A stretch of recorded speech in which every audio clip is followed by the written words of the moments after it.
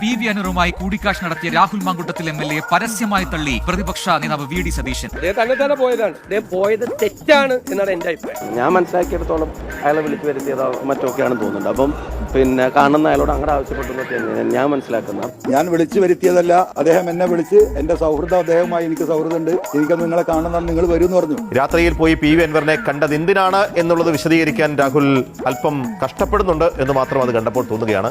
UDF സ്ഥാനാർത്ഥി കൊള്ളരുതാത്തവനാണെന്ന് പറഞ്ഞ UDFന്റെ ഏറ്റവും പ്രധാനപ്പെട്ട രാഷ്ട്രീയ ശത്രുവായിരുന്ന ഒരാളെ, UDFന്റെ ഒരു പ്രധാനപ്പെട്ട യുവമുഖം രാത്രിയിൽ അദ്ദേഹത്തിന്റെ വീട്ടിൽ ചെന്ന് കണ്ട് കൈകൊടുത്തിട്ട് പോകുന്ന ദൃശ്യങ്ങളിൽ എന്താണ് വായിക്കേണ്ടതെന്നുള്ള രാഷ്ട്രീയ കേരളത്തിന്, രാഷ്ട്രീയ പ്രബുദ്ധതയുള്ള ജനങ്ങൾക്ക് മനസ്സിലാകും. പക്ഷേ തെരഞ്ഞെടുപ്പിൽ ഇത്തരം പല ആളുകളും പയറ്റാറുണ്ട്. അത് സമ്മതിക്കണമെന്ന് മാത്രമേ ഉള്ളൂ. 300-400 ആക്കിയ ഗവൺമെന്റ് ഏതാ? 300-400 ആക്കിയത് ഉമ്മൻചാണ്ടിയുടെ ഗവൺമെന്റാണ്. 400-500 ആക്കിയ ഗവൺമെന്റ് ഏതാ? അത് ഉമ്മൻചാണ്ടിയുടെ ഗവൺമെന്റ്. 500-600 ആക്കിയ ഗവൺമെന്റ് ഏതാ? അത് ഉമ്മൻചാണ്ടിയുടെ.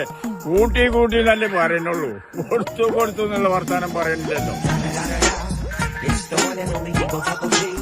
ഭരിക്കുന്ന കാലത്ത് അത് കൂട്ടിയിട്ടുമില്ല, കൂട്ടിച്ചിട്ടുമില്ല. നിലമ്പൂരിൽ ഷാഫി പറമ്പിൽ MPയും രാഹുൽ മാങ്കൂട്ടം MLAയും സഞ്ചരിച്ച വാഹനം പരിശോധിച്ച പോലീസ്. പരിശോധനയ്ക്കിടെ ഉദ്യോഗസ്ഥരോട് കയർത്ത് രാഹുൽ മാങ്കൂട്ടത്തിൽ. ഞങ്ങളങ്ങനെ സൂചിപ്പിക്കാൻ വരണ്ട, അതിന്റെ കൈ വെച്ചിരുന്നാൽ മതി. അങ്ങനെ സൂചിക്കുന്ന ആളുകളല്ല കേട്ടോ.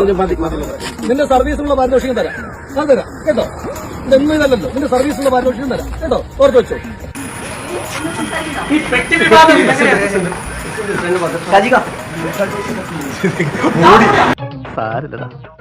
നീ എവിടെ പരിപാടി അവതരിപ്പിച്ചാലും ഇത് തന്നെയാണല്ലോ നിന്റെ വിധി.